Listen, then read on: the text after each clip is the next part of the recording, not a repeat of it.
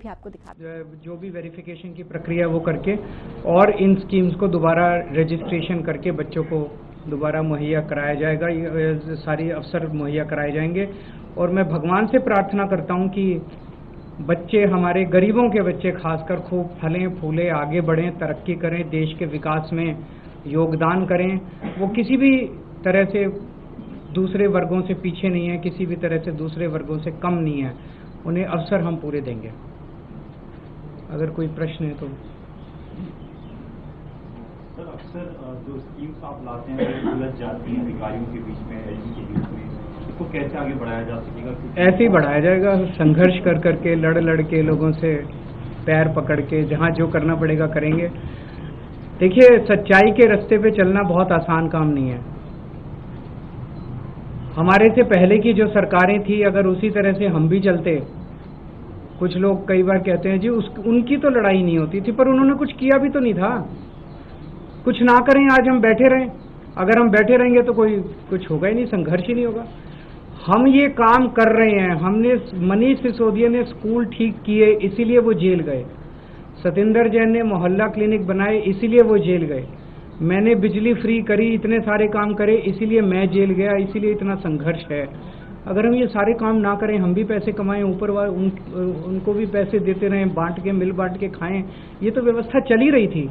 इसी व्यवस्था को तो खत्म करने के लिए आए। इस व्यवस्था, हमारा किसी पार्टी से दुश्मनी नहीं है, हमारी किसी व्यक्ति से दुश्मनी नहीं है, ये पूरी व्यवस्था बदलनी है अपने को मिलकर। इस तरह की दूसरी योजना जैसे फरिश्ते योजना बहुत जरूरी योजना, फरिश्ते योजना चालू हो गई है। फरिश्ते योजना भी इन्होंने बंद की थी, वो भी मैं आप लोगों की जानकारी के लिए बता दूं। फरिश्ते योजना चालू हो गई है। फरिश्ते योजना क्या है, बहुत सारे लोगों को नहीं पता है, थोड़ा सा आप इसका प्रचार कर दीजिए। हुआ करती थी, और मुझे लगता है कि अगर मैं वो दोनों कोचिंग नहीं करता तो पता नहीं मेरा अच्छा रैंक आता नहीं आता आईआईटी में, मेरा एडमिशन होता नहीं होता आईआईटी में। उसके बाद जब मैं पास आउट हो गया, फिर मैंने सिविल सर्विसेज की तैयारी की, तब भी मैंने कोचिंग की थी। अगर वो कोचिंग ना करता तो पता नहीं मेरा होता नहीं होता। लेकिन कोचिंग बड़ी महंगी है, और गरीब लोग, दलित समाज के लोग, ओबीसी समाज के लोग, जो गरीब हैं, जिनके पास पैसा नहीं है, उनके बच्चे इंटेलिजेंट हैं। इंटेलिजेंस पैसे की मोहताज नहीं है। गरीबों के घर भी इंटेलिजेंट बच्चे पैदा होते हैं, वो भी बहुत इंटेलिजेंट हैं, लेकिन उनको सहूलियत नहीं मिलती, उनको अवसर नहीं मिलते, अपॉर्चुनिटीज़ नहीं मिलती। हमारी सरकार का मकसद है उनको वही सहूलियतें दिलाना, उनको वही अवसर मुहैया कराना जो अमीरों के बच्चों को मिलते हैं, जो मुझे मिले थे जब मैं पढ़ रहा था। मेरे भगवान ने मुझे एक मिडिल क्लास फैमिली में पैदा किया। जो अवसर मुझे मिले, वो अवसर गरीब से गरीब लोगों को भी, दिल्ली के मेरे गरीब से गरीब बच्चों को भी मिलने चाहिए। तो वो अवसर मुहैया कराने के लिए हमने स्कीम निकाली थी कि 12वीं के बाद या ग्रेजुएशन के बाद अगर कोई कम्पिटिटिव एग्ज़ाम देता है बच्चा, इंजीनियरिंग के लिए, मेडिकल के लिए, रेलवे के लिए, नौकरी के लिए, यूपीएससी के लिए, कोई भी वो देता है, अगर कोचिंग में एडमिशन लेता है, तो उसको दिल्ली सरकार उसका कोचिंग का सारा खर्चा देती थी। और बाद में हमने उनको 2,500 रुपये महीना भी देना चालू किया था, ताकि पढ़ते वक्त वो कोचिंग इंस्टीट्यूट अगर जाना आना है उसके लिए, उसको जाने आने के लिए और उसके मिसलेनियस एक्सपेंसेस के लिए 2,500 रुपये महीना भी देना चालू किया था। कुछ अड़चने कोरोना की वजह से आई, और उसके बाद मेरे जेल जाने के बाद ये बिल्कुल ठप हो गई स्कीम। इसको ठप कर दिया गया, जानबूझ के इसको ठप कर दिया गया। लेकिन आज मुझे बेहद खुशी है पूरे दलित समाज को, ओबीसी समाज को, ईडब्ल्यूएस, हमारे गरीब भाइयों को बताते हुए कि आपके बच्चों के लिए आज दिल्ली सरकार ने इस स्कीम को दोबारा चालू कर दिया है। जितनी पुरानी पेमेंट्स बकाया थी, जिसकी वजह से ये पेमेंट्स नहीं की गई, मेरे जेल जाने के बाद पेमेंट्स रोक दी गई, वो पेमेंट्स अब वेरिफिकेशन वगैरह करके दोबारा कर दी जाएंगी। उनकी इंस्टीट्यूट्स की पुरानी पेमेंट्स, जो भी वेरिफिकेशन की प्रक्रिया वो करके, और इन स्कीम्स को दोबारा रजिस्ट्रेशन करके बच्चों को दोबारा मुहैया कराया जाएगा, ये सारी अवसर मुहैया कराए जाएंगे। और मैं भगवान से प्रार्थना करता हूँ कि बच्चे, हमारे गरीबों के बच्चे खासकर, खूब फलें फूले, आगे बढ़ें, तरक्की करें, देश के विकास में योगदान करें। वो किसी भी तरह से दूसरे वर्गों से पीछे नहीं है, किसी भी तरह से दूसरे वर्गों से कम नहीं है। उन्हें अवसर हम पूरे देंगे। अगर कोई प्रश्न है तो। सर अक्सर जो स्कीम्स आप लाते हैं वो उलझ जाती हैं अधिकारियों के बीच में, एलजी के बीच में, इसको कैसे आगे बढ़ाया जा सकेगा? ऐसे ही बढ़ाया जाएगा, संघर्ष कर करके, लड़ के, लोगों से पैर पकड़ के, जहाँ जो करना पड़ेगा करेंगे। देखिए, सच्चाई के रास्ते पे चलना बहुत आसान काम नहीं है। हमारे से पहले की जो सरकारें थी, अगर उसी तरह से हम भी चलते, कुछ लोग कई बार कहते हैं जी उनकी तो लड़ाई नहीं होती थी, पर उन्होंने कुछ किया भी तो नहीं था।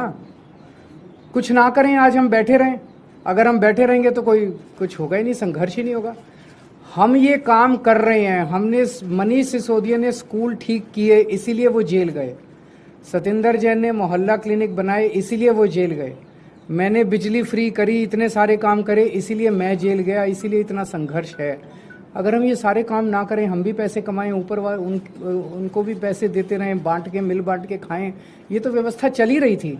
इसी व्यवस्था को तो खत्म करने के लिए आए। हमारा किसी पार्टी से दुश्मनी नहीं है, हमारी किसी व्यक्ति से दुश्मनी नहीं है, ये पूरी व्यवस्था बदलनी है अपने को मिलके। सर, इस तरह की दूसरी योजना जैसे फरिश्ते योजना बहुत जरूरी योजना, फरिश्ते योजना चालू हो गई है। फरिश्ते योजना भी इन्होंने बंद की थी, वो भी मैं आप लोगों की जानकारी के लिए बता दूं। फरिश्ते योजना चालू हो गई है। फरिश्ते योजना क्या है बहुत सारे लोगों को नहीं पता है, थोड़ा सा आप इसका प्रचार कर दीजिएगा जन सेवा के लिए, कि अगर दिल्ली में किसी का भी एक्सीडेंट होता है, अक्सर हम देखते हैं कि वो एक्सीडेंट होने वाला व्यक्ति वहीं सड़क पे दम तोड़ देता है। कोई उसको अस्पताल नहीं ले जाना चाहता, दो कारण से। एक तो उसको लगता है मेरे ऊपर पुलिस केस हो जाएगा, मैं पचड़े में पड़ जाऊंगा। दूसरा इसलिए कि जिस अस्पताल में लेके जाऊंगा उस अस्पताल वाले कहेंगे पहले इसके पैसे जमा करा, अस्पताल वाले उसको एडमिट नहीं करेंगे।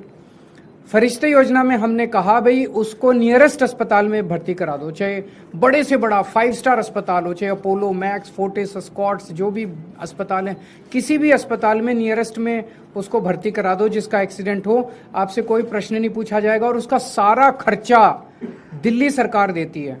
अभी तक 26,000 लोगों की हम जिंदगियां बचा चुके हैं फरिश्ते स्कीम में। ये स्कीम भी इन लोगों ने बंद कर दी। एक्सीडेंट पीड़ितों को इलाज कराने के लिए दिल्ली सरकार जो फ्री वो देती है, दिल्ली सरकार जो उनका इलाज कराती है, स्कीम भी इन्होंने बंद कर दी, लेकिन वो स्कीम हमने दोबारा चालू करा दी।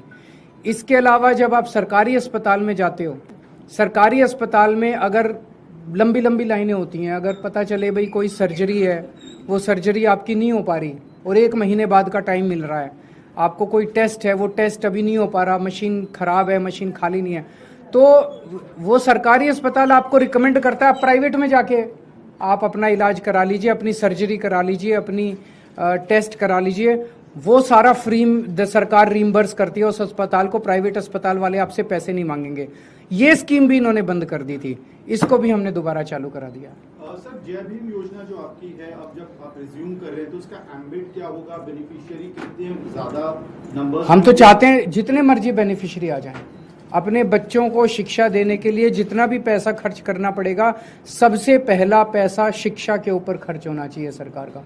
इसमें there is no limit to beneficiaries. Scholarship amount भी सर कुछ तय कर रहे हैं? स्कॉलरशिप तो 2,500 रुपये स्कॉलरशिप नहीं देते हम, उसका सीधे वो जाए, उसमें एडमिशन ले ले कोचिंग इंस्टीट्यूट में, उस कोचिंग इंस्टीट्यूट को सीधे उसकी फीस रिइंबर्स हो जाती है, उससे पैसे नहीं लिए जाते। पंजाब के प्राइमरी स्कूल के टीचर्स फिनलैंड जा रहे हैं, इससे पहले दिल्ली के टीचर्स को जब बाहर भेजा जा रहा था उसमें काफी अड़चने आई थी। नहीं, पर पंजाब में कोई अड़चने नहीं आ रही, पंजाब फुल गवर्नमेंट है। आप सब लोग मिलकर दिल्ली को भी फुल गवर्नमेंट बनाइए तो ये अड़चने खत्म हो जाएंगी। Thank you.